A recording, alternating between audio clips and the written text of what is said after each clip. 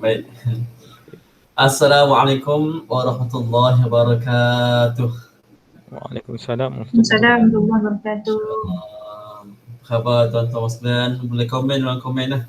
Khabar baik ke, sihat ke, dalam komen boleh apa, respon dalam komen walaupun tak di audio atau di mikrofon. Alright. So, khabar tu sekalian, sihat ke? Alhamdulillah. Alhamdulillah, masya-Allah, masya-Allah. Suara saya jelas ke tuan-tuan, puan sekalian? Dah jelas. Jelas masya-Allah. Jelas ni maksudnya kita boleh bersembang lah kan? Okey. Baik, insyaAllah. Masya-Allah, ramai yang hebat-hebat dalam grup ni. Para parent yang hebat kan? Yang saya rakan admin pihak sekolah dan juga puan-puan dan tuan-tuan parent yang saya sekalian, termasuk juga asatizah dan saya muliakan, masya-Allah. Baik, insya-Allah. InsyaAllah pada petang ni kita sembang santai je, tak adalah kita berapa sangat. Kita sembang santai insyaAllah. Baik. Dan kita pula nak bincang petang ni, nak sembang petang ni. Cuma insyaAllah pada petang ni saya akan kongsi dengan tuan-tuan puan sekalian satu ayat Quran. Itu daripada surah At-Taghabun ayat 11. At-Taghabun ayat 11. Dan juga insyaAllah sekiranya sempatlah petang ni insyaAllah takkan lama lah, mungkin ada parent yang berpuasa nak bersiap sedia untuk buka puasa kan. So kita boleh kita habiskan pukul 6.40 ke atau 6.45 ke, yang lain kita prepare untuk buka puasa insyaAllah. Baik, so petang ni saya kongsi tentang surah At-Taghabun ayat 11 dan jika sempat saya akan kongsikan surah Fatihah ayat 1 hingga 7. Secara ringkasnya. So ini kita just share-sharing lah kita sama parent. Saya kira ramai parent di sini yang lebih senior, ramai yang senior pada saya, dah ada anak yang dah kahwin dah, perempuan dan perempuan yang lain. So saya just sharing je petang ni, sekiranya ada cadangan atau pandangan lain kita saling melengkapi insya-Allah. Alright. Baik, saya akan kongsikan slide saya pada petang ni. Tuan boleh tengok slide saya insya-Allah.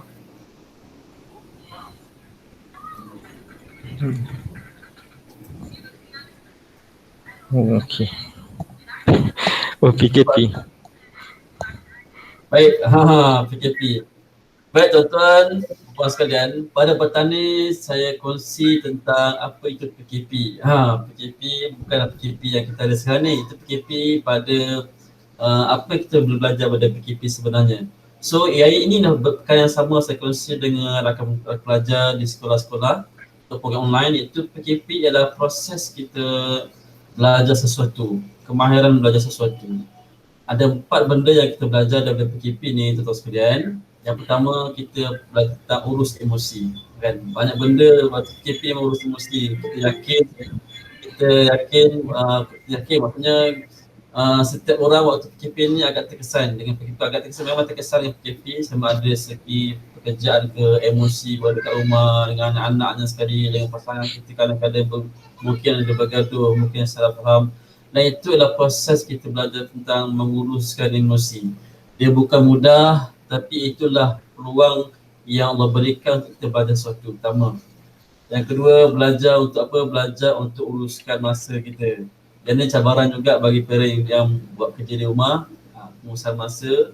Yang ketiga, kemahiran apa? Yang ketiga adalah kemahiran untuk disiplinkan diri. Yang keempat adalah tentang kita nak belajar tentang komunikasi di rumah kita yang baik. So tu PKP. Baik tuan-tuan sekalian, kenapa kita sebut PKP ni sebagai satu sesi pembelajaran yang tak secara langsung? Saya nak petik suatu At-Taghabun sebenarnya tentang ujian. Tuan boleh search ataupun check di handphone surah At-Taghabun ayat 9. Betul sekalian? Okay. Surah At-Taghabun ayat 9 ayat 11. Okey, hikmah dan sebab musibah. Baik, saya satu video tuan sekalian tentang surah ni. Tuan boleh check nanti videonya. Video ni saya ambil daripada YouTube. Okey, tuan-tuan boleh tengok surah ni. Okey, untuk video ni tuan-tuan nanti kita akan tengok ayatnya. Kita sama-sama baca dengan perlahan, ikut kepada yang video yang bacakan ni. Kemudian yang paling penting tengok terjemahan dia. Dan terjemahan dia dan cuba hayati secara tenang dan penuh sepenuh hati. Boleh teruskan. Lepas saya tengok video ni, saya akan minta respon tuan-tuan sekalian. Sama ada respon melalui mikrofon ataupun respon melalui komen di ruang komen di sebelah ataupun di handphone ataupun di laptop tuan-tuan sekalian. Boleh insyaAllah. Baik, kita akan mulakan. Bismillahirrahmanirrahim.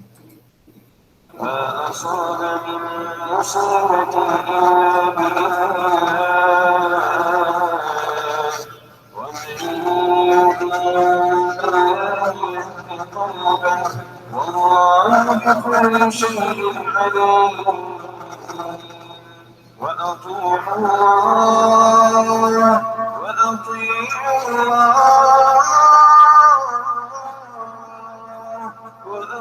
الله وأطيعوا الرسول فإن توليتم فإنما على رسولنا البلاغ المبين الله لا إله إلا هو على الله فليتوكل المؤمنون.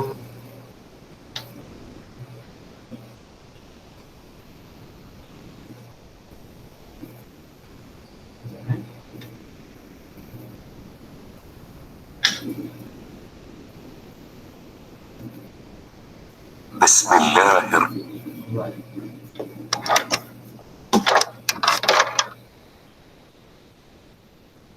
Baik, rakan sekalian. Dengar ke test sebelah tadi? Dengar ke? Kita kurang dengar. Dengar. Okay, dengar. So pada ayat tadi, apa yang tuan-tuan kita boleh faham secara tak langsung daripada ayat itu. Boleh kongsi sikit.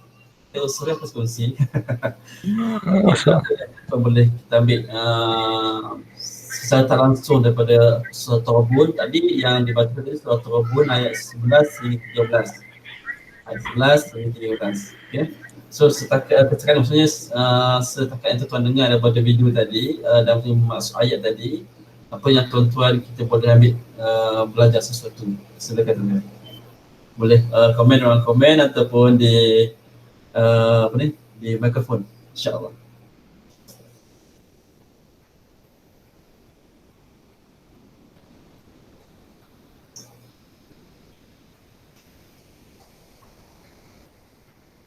Jemput ke? Ada yang nak komen gitu? Dia terus tanya soalan kan. Jadi masuk. Tadi penat tanya soalan ni kan. Baik, tentu sekalian. Okey, saya bagi hint sikit tuan sekalian. Tentang ayat 11 tadi, Allah menceritakan tentang itu, kembali kepada slide kita tadi. Ayat 11 tadi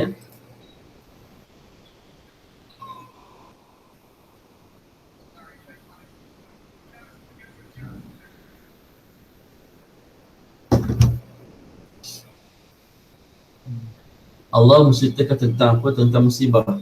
Iaitu maksud ayatnya, tidak ada sesuatu musibah yang menimpa seseorang kecuali dengan izin Allah, dan barang siapa yang beriman kepada Allah, nescaya Allah akan memberikan petunjuk kepada hatinya, dan Allah Maha mengetahui segala sesuatu. Itu ayat yang ke-11. Ayat yang ke-12 maksudnya, dan taatlah kepada Allah dan taatlah kepada Rasulnya, dan jika kamu berpaling, sesungguhnya kewajipan Rasul kami hanya menyampaikan amanah Allah dengan terang. Ayat yang ke-13, adalah Allah tidak Tuhan selain Dia, dan hendaklah orang mukmin bertawakal kepada Allah sahaja. InsyaAllah. Baik, tuan sekalian. Daripada ayat 11, 12, 13 tadi kan, tuan-tuan rasanya apa yang message yang Allah nak sampaikan kepada kita secara tak langsung? Apa message? Puan Badar ke kan? Kita ada Puan Noh, Kak Noh. Kita ada Ustaz Falah. Ustaz Falah. Saya okey, Puan Noh, musibah ini diberikan daripada Allah. Yes, betul. Masya-Allah. Barakallah. Kita berikan 10 bintang kepada Puan Noh. 10 bintang bertanda apa? Insya-Allah. So, tentang musibah. Yes, betul tuan sekalian.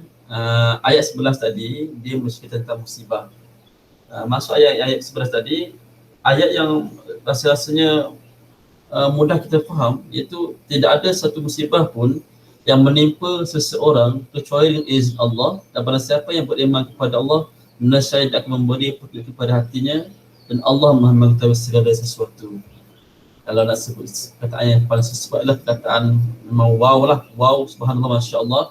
Maksudnya Allah nak setkan kita kat sini adalah setiap apa yang ujian menimpa kita, bertimpa-timpa pada kita ni, kan semuanya berlaku dengan izin Allah. Dan barang siapa yang beriman atau yang yakin kepada Allah, maksudnya keyakinan letak pada Allah, Allah akan memberi petunjuk pada hatinya, kan. Walau macam mana pun dahsyatnya ujian tersebut, bertimpa-timpa dapat ujian tersebut, Allah kata apa? Allah akan beri petunjuk kepada hatinya. Kalau kita tafsir, petunjuk dia maksud jalan ataupun penyelesaian. Allah tu Allah memberikan dia kesedaran. Dan Allah Maha mengetahui segala sesuatu. Masya Allah.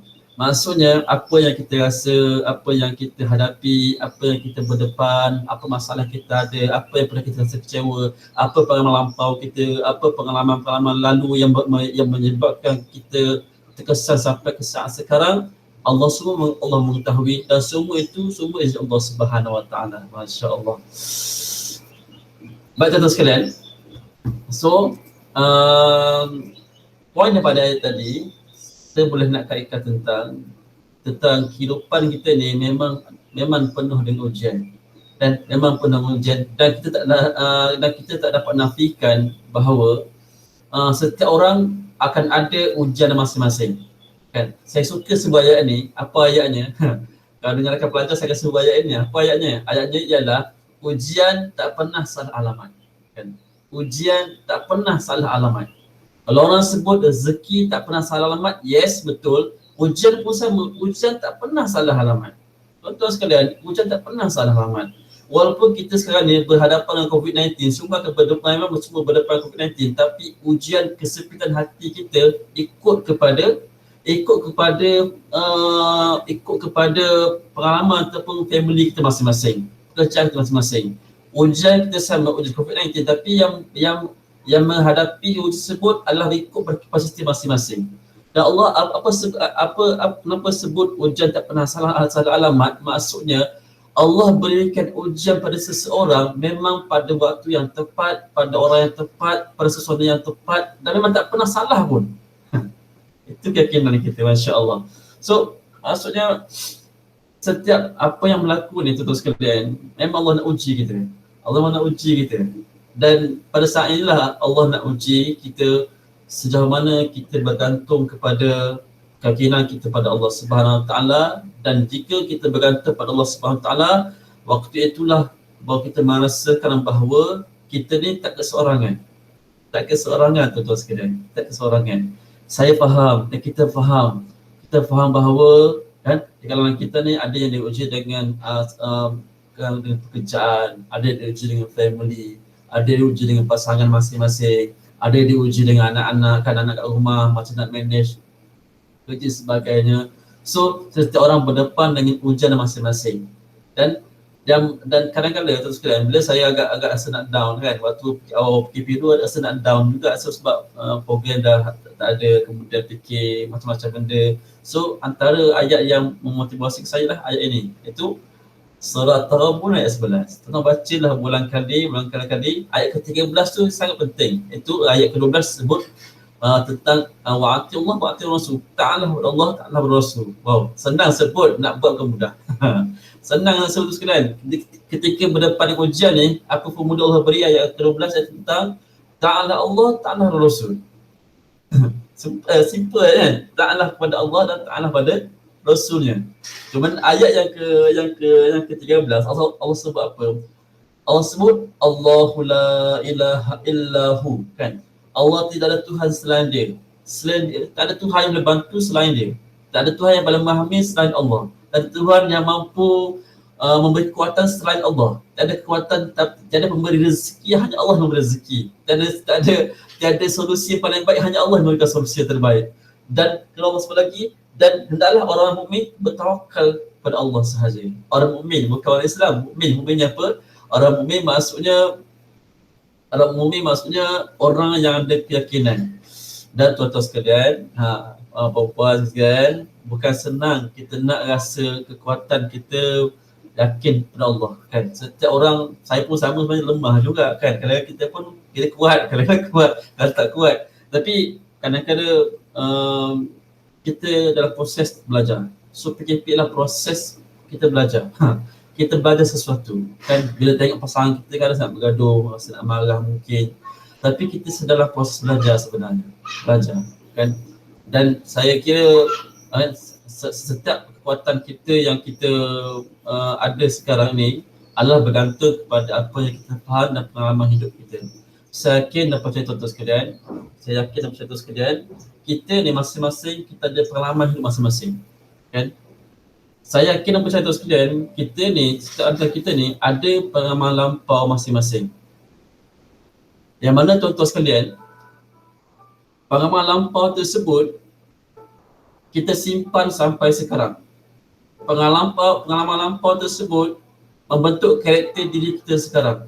Kita jadi kuat, kita jumpa jodoh kita, kita banyak belajar sesuatu dari pengalaman lampau. Dan nasibnya pengalaman lampau yang lepas tu tuan-tuan puan sekalian tak pernah berlaku kebetulan. Tuan-tuan sekalian kan?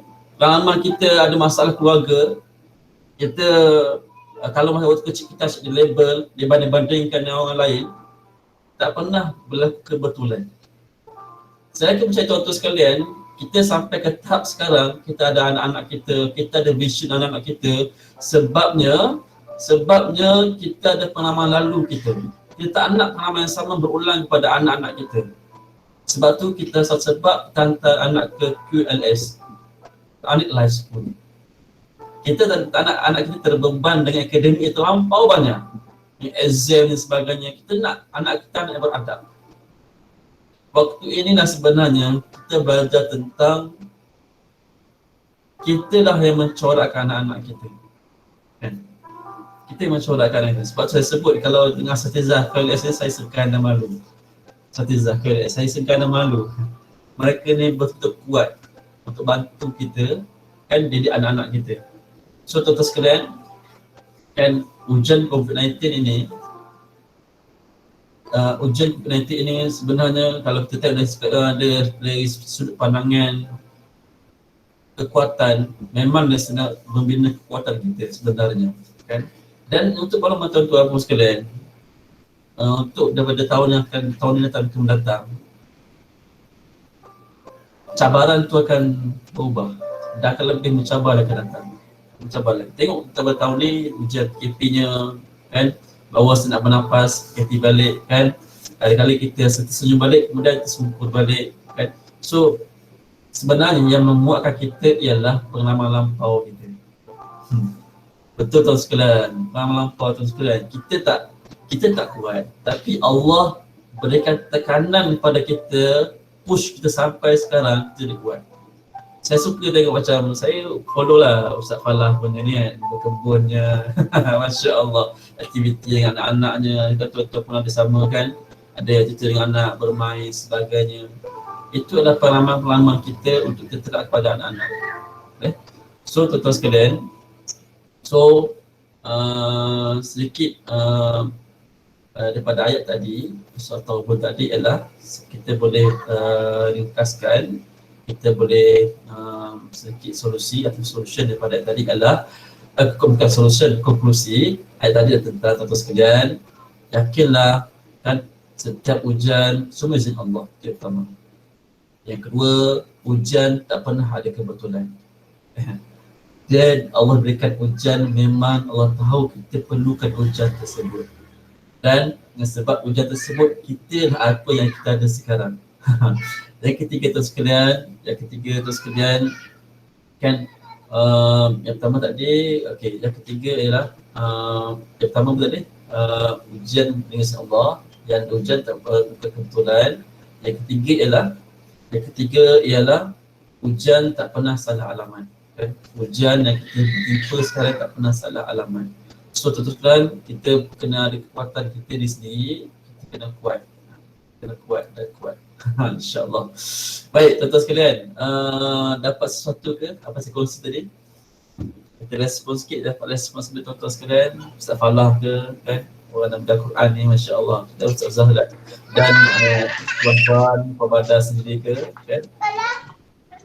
Saya ada pandangan sedangkan apa yang kita boleh belajar ni, ada yang dah apa nak tetap berfikir pasal benda walau lampau tak berlaku dengan kebetulan, Allah gunakan tekanan kepada kita supaya kita kuat. Yes, baik tu sekalian. Baik, ada apa persoalan yang tanya? Ada apa soalan yang tanya? So, saya suka lah sekalian bila diuji ni, satu ayat yang saya suka sebut dalam program saya tentang never give up. Never give up.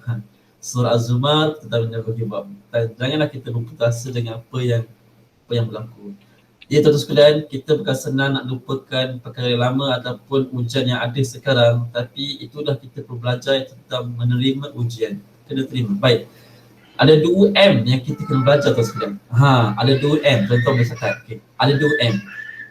M yang pertama adalah kita belajar menerima.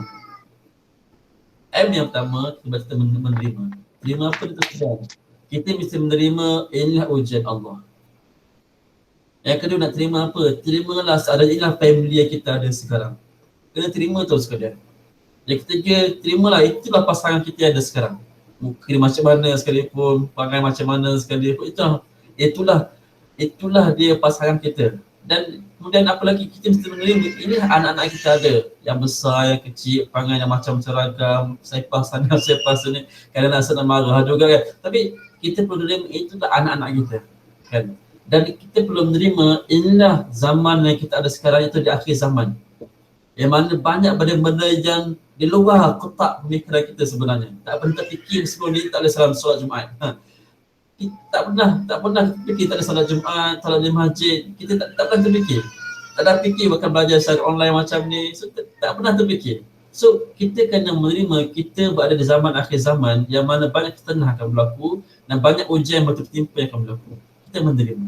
Apa impact kita menerima? Bila kita menerima apa yang berlaku, kita akan rasa lebih tenang dan lebih untuk mencari solusi, mencari apa peluang yang ada. Alright? Okay, so kita akan cari peluang dan ruang yang ada. Okay, M yang kedua ialah, M yang pertama tadi M, menerima. M yang kedua ialah kita menyesuaikan diri. M yang kedua ialah menyesuaikan diri. Kita kena belajar menyesuaikan diri dengan apa yang berlaku sekarang. Dan saya kira yang untuk fasa menerima tadi, ramai yang telah menerima dengan baik, Masya Allah. Ada banyak buat bisnes lain pun, Masya Allah, yang terbaik. Kemudian fasa menyesuaikan diri, belajar menyesuaikan diri pun ramai yang dah buat. Maksudnya kita cuma sesuaikan diri kita dengan keadaan bisnes kita ke, pekerjaan kita ke, untuk fasa COVID-19 ni. Kita mesti menyesuaikan dengan apa yang berlaku. Kan? Bila kita boleh belajar untuk menyesuaikan diri, kita akan nampak peluang-peluang baru untuk kita buat bisnes ke ataupun apa sahaja nak buat, sama dari segi aspek pendidikan anak ke, kita akan cuba belajar sesuatu. Sebab apa? Kita cuba belajar menerima dan menyesuaikan diri. Okey, baik. Itu belajar 2M. Sekarang elakkan 2M. Elakkan 2M. Okey. Dah elakkan 2M. Baik. Ni kena menerima anak yang datang. Dan sesuaikan ceramah dengan anak. Alright. Okay. Baik. Elakkan 2M. M yang pertama ialah elakkan menolak. Menolak apa yang berlaku. Apa contoh menolak? Maksudnya kita tak terima apa yang berlaku. Aku tak boleh terima lah. Makan tak boleh terima dengan apa yang berlaku sekarang. Tak boleh terima lah. Kenapa apa sebab-sebab kita pun tak boleh terima sebab kita tak boleh menerima. Kita asyik menolak. Tak boleh terima anak kita macam ni. Tak boleh terima masalah kita macam ni. Apa impactnya? Bila tak boleh menerima ataupun menolak, kita akan stres. Kita akan stres dan setiap hari kita akan rasa tertekan dengan apa sahaja yang ujian yang datang pada kita. Kan? Kita stres sebab apa anak macam ni, sebab apa macam ni, sebab apa macam ni, kita akan rasa asyik menolak. Sama juga dengan kita tuan sekalian, kita ada family, ada parent kita, kita ada adik-beradik kita asyik menolak ujian family kita akan stres. Kita tak boleh terima kerana kita berpisah ke, tak boleh terima ayah kita bergaduh ke, kita akan rasa stres. Kita akan rasa macam sampai tahap kita trauma mungkin kan. Baik, itu M yang pertama, elakkan. M yang kedua elakkan adalah menyalahkan orang lain atau menyalahkan keadaan. menyalahkan, elakkan M yang kedua menyalahkan orang lain. Maksudnya tuan-tuan sekalian, bila kita ditimpa dengan ujian, kita menolak apa yang berlaku, kita akan asyik menyalahkan orang. Sebab dia lah aku jadi macam ni. Dan sebab COVID-19 lah sebenarnya aku jatuh. Kita menyalahkan orang. Yes, betul benar apa yang berlaku sebenarnya. Kan? Betul dan benar apa yang berlaku. Cumanya kita elakkan menyalahkan apa yang berlaku sebab kadang-kadang ada kelemahannya. Yang kedua, orang lain ada kelemahan, kita pun ada kelemahan. Sudah masa yang sama, tolong ingat balik, kita pun ada kelemahan, kita pun ada kesalahan. So, nak baiki orang lain tak boleh. So, nak baiki siapa? Kita boleh baiki diri kita. Kan? Baiki diri kita. Kita nak pasangan kita berubah, kita pun kena berubah juga. Itu agak take time lah untuk kita buat. Cuma kita perlu elakkan menyalahkan apa yang berlaku untuk apa yang berlaku supaya apa kita lebih mencari solusi untuk kita berubah. Okey, boleh tuan-tuan sekalian? Alamak, segan lah dengan paper kita ada ni. Okey tuan sekalian. So elakkan kita, yang pertama tadi, elakkan kita menolak apa yang berlaku. Yang kedua, menyalahkan orang lain. Boleh terus sekalian? Alright, okay. Baik, saya ada slide untuk terus sekalian. Ke 632 dah. Okay, baik. 632, jadi kongsi slide. Saya kasi slide, just kongsi. Okay, baik terus sekalian. Saya nak kongsi surah Fatihah sebenarnya. Surah Fatihah ni, mana tuan-tuan sekalian, saya kongsikan 7 tips daripada surah Al-Fatihah untuk kita positifkan diri dalam fasa COVID-19. Alright, okay, baik, 7 tips ni. Tuan-tuan boleh catat dan catat. Dan boleh tuan-tuan sharekan pada orang lain. Sekiranya tuan-tuan ada ada penambahan, boleh kita kongsi lepas ni insya-Allah. Ataupun kita kongsi di ruangan soalan nanti insya-Allah. Baik. Baik. Apa 7 tips ni tuan sekalian? Okay. 7 tips. Okay. Tip yang pertama ialah bila kita diuji dengan pelbagai ujian dan dugaan, yang pertama ialah tuan-tuan sekalian, kita belajar betulkan niat. Yang tidak pada ayat mana, ayat pertama surah Fatihah. Bismillahirrahmanirrahim. Dengan nama Allah yang Maha Pemurah lagi Maha Pengasih. Kita betulkan niat. Ayat ini tentang apa? Betulkan niat. Apa sebab kena betulkan niat?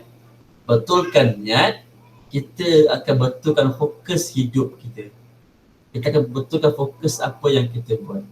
Tuan-tuan sekalian, sebut memang senang, senang betul sebutnya. Betulkan niat, tapi bukan satu perkara yang mudah untuk kita lakukan, bertindak. Sebab kita sebut awal tadi, belajar betulkan niat. Maksudnya setiap kali kita kena betulkan niat. Belajar, betulkan niat. Proses learning, bukan training, learning. Kalau training buat benda sama, learning ialah kita kembangkan apa yang kita ada sekarang. Learning. So kita belajar sesuatu. Baik. Dan bila kita betulkan niat, apa yang kita dapat lagi? Bila kita betulkan niat, kita akan cuba betulkan apa big why hidup kita. Tuan-tuan percaya atau tidak? Antara big why kita struggle untuk kerja, tentang pendidikan, ekonomi family, kerana sebablah untuk anak kita, untuk membina legasi anak kita kan. Dan saya yakin percaya kenapa guru-guru bersungguh-sungguh mengajar anak-anak kita, dan antara big why adalah mereka nak anak-anak kita ni menjadi manusia. Ada kemenjadian untuk anak kita kan. So Masya Allah, Tabarakallah, saya cakap dia kasih Masya Allah. Terus big why kita lah, kita nak anak kita ni yang terbaik kan. Masya Allah, baik. Yang pertama, betulkan niat, belajar betulkan niat. Yang kedua ialah orang yang belajar betulkan niat. Yang kedua ialah mereka mudah belajar untuk syukur. Ayat kedua iaitu Alhamdulillahirabbil alamin. Belajar untuk syukur. Syukur apa tuan-tuan sekalian? Syukur dengan apa yang kita ada sekarang. Dan syukur seadanya. Syukur kita masih ada pasangan betul sekalian. Macam mana perangai dia pun, itulah pasangan kita sekalian. Syukur pasangan kita kan. Lepas ni pandang-pandanglah pasangan dengan senyuman pada dia, senyum kat dia kan. Senyum pada dia, Masya Allah. Inilah pasanganku ya Allah. Hidungnya Masya Allah, cantik hidungnya ya Allah. Matanya ya Allah, cantik juga Masya Allah ya Allah. Kalau pasangan suami, lepas ni renung mata isteri. Yang isteri gendong mata suami, senyumlah sikit kan. Baru masa-masa muka senyumlah sikit. Syukur dengan apa yang kita ada sekarang. Dan untuk anak-anak tuan sekalian, pandang anak kita dengan syukur. Syukur ada anak kita tuan sekalian, syukur ada Kak Long, syukur ada Angah kan, syukur maksud. Sebab anak-anak kita ni tuan sekalian, itulah kan perasaan yang menunggu rezeki Allah. Zuriat ni bukan benda yang mudah. Bagi orang perempuan sekalian, inilah kita anak kita, syukur ada anak kita. Itulah tuan-tuan sekalian, kadang-kadang kita pun terlepas juga rasanya, sedang marah sebagainya. Cuma itu syukur ada anak. Dan elak kata sekalian, kita asyik fikir apa yang kita tiada atau apa yang kita hilang. Asyik fikir apa kita hilang pertimbangan. Asyik fikir apa yang kita belum ada, kita akan rasa kita akan rasa jiwa kita ni tak tenteram, ataupun asyik fikir apa yang kita kurang, kita akan kurang untuk bertindak. Kita akan asyik stres, kita asyik fikir orang yang ada pun tak ada. So tuan sekalian, sekiranya kita mengukur kebahagiaan kita dengan melihat ukuran kebahagiaan orang lain, kita tak akan jumpa kebahagiaan. Saya punya kata-kata Ustaz Abu Alabi. Kita asyik cari kebahagiaan hidup kita dengan tengok kebahagiaan orang lain, kita akan jumpa kebahagiaan. Sebab kebahagiaan letak pada diri kita. Kita sendiri sebenarnya. Dan kalau kita nampak basic family tu main dengan anak-anak, tuan-tuan sekalian, dia nampak family tu bahagia, kita tak tahu sebelum dia bahagia dia pernah merana. Mereka pernah menderita, mereka pernah hilang rasa bahagia. Tapi izin Allah Subhanahu Wa Taala, Allah berikan masa bahagia walaupun sekejap. Kan ada orang tuan-tuan sekalian nampak kalau kawan-kawan kita dia nak ketawa kan, suami kita ke isteri kita ke, dia banyak ketawa. Sebenarnya orang banyak ketawa tuan sekalian, dia banyak simpan rasa kecewa. Betul tak betul sekalian? Kalau betul, betul lah tu kan. Kalau salah, saya minta maaf. Okay? Orang banyak ketawa itu sekalian, dia banyak simpan rasa kecewa hidup dia. Tanya Ustaz Falah. Okay. Soalan periang, tapi dia simpan banyak memori yang lampau. Mungkinlah kot itu pada jaga saya Ustaz Falah. Jangan salah faham Isteri lebih mengetahui. So, tuan-tuan sekalian, sama dengan cikgu-cikgu kita kan cikgu-cikgu kita yang periang. Sebab orang yang ada masalah, dia cuba cover hidup dia dengan ketawa, suka-suka. Orang yang suka ni banyak duka dan luka dia simpan. Dia simpan lama-lama. Tak cerita pada orang. Sebab tu kan dia stres bila mengurus anak. Sebab dia ingat kenangan lampau dia. Kesan, alright. So baik, itu pertama syukur. Itu pertama tadi membutuhkan niat, yang kedua syukur. Baik, syukur. Yang ketiga tuan sekalian, yang ketiga Ar-Rahman Ar-Rahim, orang yang belajar untuk syukur. Yang ketiga ialah dia mudah belajar untuk menyayangi. Berkasih sayang, menyayangi. Sayangi apa tuan sekalian? Iaitu kita sayangi apa yang kita ada sekarang. Kadang-kadang tuan sekalian, kita bawa sesayang bila itu hilang. Kita bawa sesayang pada mak kita bila dia dah meninggal, dia dah hilang. Kita bawa sayang pada anak kita bila dia dah meninggal. So tuan-tuan sekalian, kita belajar untuk menyayangi. Dan pesan satu sekalian ni untuk saya sendirilah, saya pun tak kuat je tuan sekalian. Sembang boleh lah kan, nak buat Masya Allah, buatkan jiwa je. Tuan-tuan sekalian, ada 4M. Ada 4M pula, 4M. 4M ni tuan sekalian kan, 4M ni adalah untuk kita bagaimana kita nak merasa kasih sayang tanpa syarat. Ini agak struggle kita nak buat, tapi kita cuba buat. Saya boleh cuba buat, agak fail, ada tu rasa semasa boleh buat, tak cuma kita betul-betulkan niat kan sebagai baik. Apa 4M ni? M yang pertama ialah tuan sekalian, kita belajar untuk menahan marah. Tak nampak sok marah tuan sekalian. Tak PKP banyak marah. So tuan sekalian, so 4M dah menahan marah. Wow, memang wow tuan sekalian. Memang wow, menahan marah. Kita tahan marah dengan parent kita, mertua kita, menahan marah. Menahan marah dengan pasangan kita, menahan marah dengan anak-anak kita bukan mudah. Memang wow, struggle betul. Okay. M yang kedua ialah maafkanlah. Tuan-tuan sekalian, maafkanlah mak kita kan. Maafkanlah ayah kita kan. Maafkanlah mertua kita kan. Maafkanlah ipar-ipar kita kan. Maafkanlah pasangan kita, tuan-tuan. Ya betul lah, mereka ada salah, ada silap. Kita pun sama ada salah silap. Tapi nak tak ke mana pun kalau kita marah kan, Marah boleh, menahan marah maksud tadi ialah kita marah tapi bertempat. Gitu. Saya tadi maafkan terus kemudian. Bila kita mula untuk memaafkan, kita akan mula tersenyum. Bila kita nak marah, bila kita tak nak maafkan, kita akan asyik masam muka, sangka buruk dan sebagainya. Sebab apa? Kita asyik tak nak maafkan. Tolong terus sekalian maafkanlah pasangan kita terus sekalian. Betul benar. Dia buat tersilap, kita pun sama juga kan.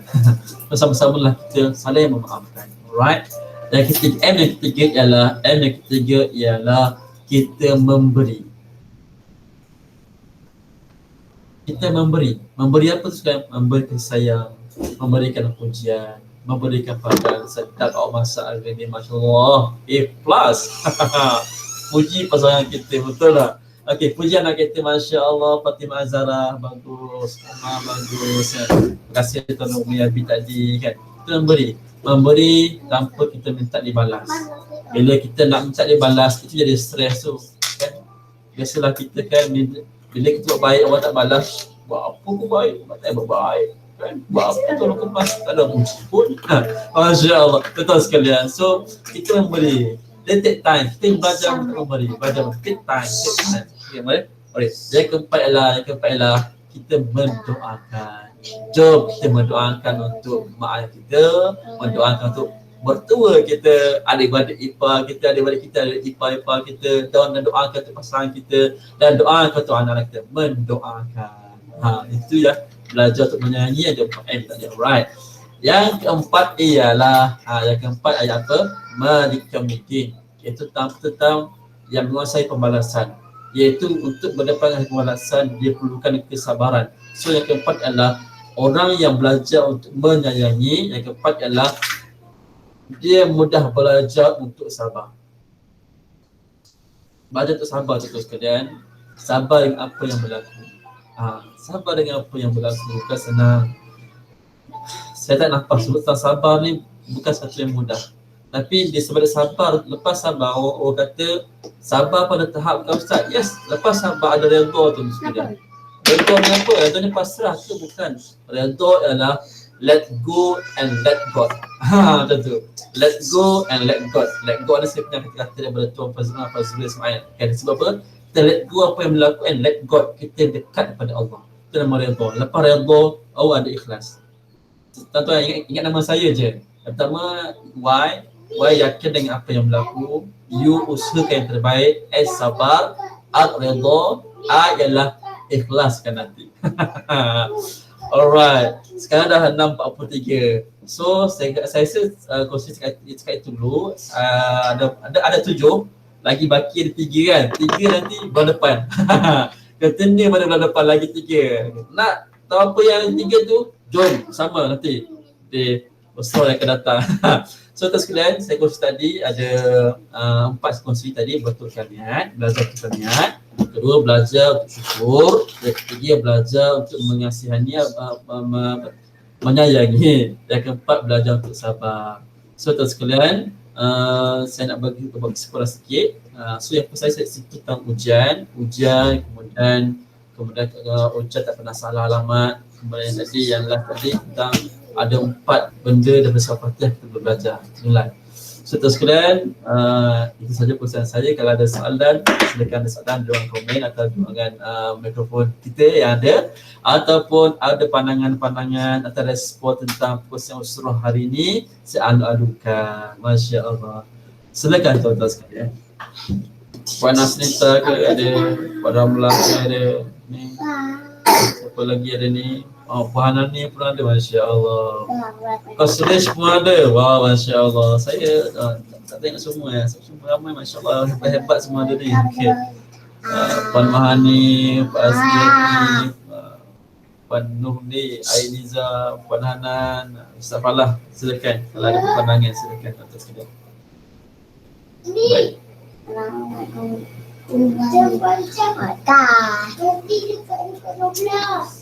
Assalamualaikum Ustaz. Nak tanya Ustaz lah bagaimana pengalaman Ustaz dengan anak-anak online ni dan ialah macam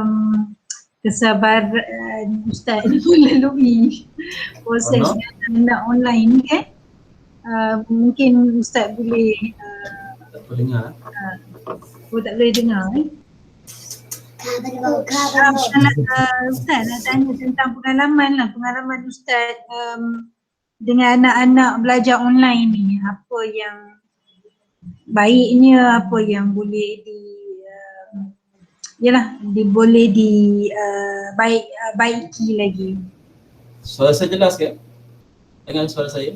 Kalau pengalaman ada anak belajar online ni, kena tanya orang lain lah. Segan tuan-tuan sekalian, segan nak respon tuan sekalian.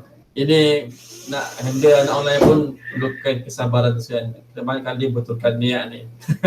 Kena banyak betulkan niat ni tuan-tuan sekalian. Bukan senang nak handle, walaupun macam saya ada 2 PC. Cuma itulah kadang-kadang nak handle tu memerlukan kekuatan juga tuan sekalian, kekuatan. Segan saya nak kongsi tuan sekalian. Kalau tuan-tuan lain ada pandangan, Ustaz Falah ke? Tuan sekalian, bila kita berusaha online ni ataupun belajar online ni, saya kena menerima. Dan saya belajar 2M juga ketika kita nak online ni. Pertama menerima, kita tak nampak muka orang. Kena menerima. Menerima. Yang kedua ialah kita mesti menerima belajar online ni. Berilah caranya. Kita tunggu orang respon. Ini perkara biasa, saya dah biasa. So kita ada respon tuan-tuan. Kemudian menerima dan kena sesuaikan dengan cara pembelajaran yang kita ada sekarang. So tuan-tuan, ginilah gayanya. Alright.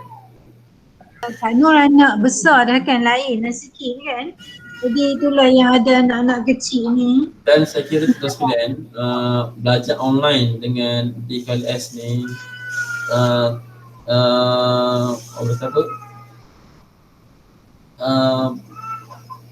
dia taklah seberat di sekolah-sekolah yang lain.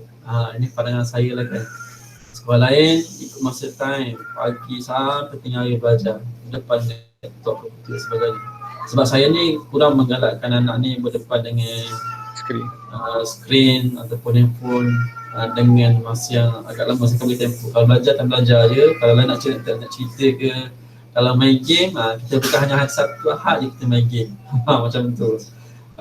Itu pengalaman saya lah. Dah hari-hari lain kalau pagi-pagi tu kita sarankan anak kita, macam tuan-tuan pernah buat kan, kemas, kalau ada kebun, pergi berkebun, ada tanaman, saya tanaman, pergi makanan burung. Kemudian pukul 9 kena standby untuk kelas. Dan KLS ni Masya Allah Alhamdulillah, tak sebab mana dia punya kelas dia. Pagi kita ada kelas, kita ada gundal kan. Kemudian pukul 11 ada slot, kemudian petang. Maksud saya tu 3 kali dan kelasnya sampai 2 jam pun kelas tersebut. Berbanding dengan sekolah-sekolah yang lain. Dan saya kira bagus dan baik, Masya Allah. Bagus dan baik apa yang dia oleh pihak KLS, Masya Allah. Perempuan macam pandangan, perempuan tuan-tuan sekalian, silakan. Saya serahkan pada admin lah, silakan. Tangguh malulah dengan tasbih kafarah dan suratul Asr. Subhanakallahumma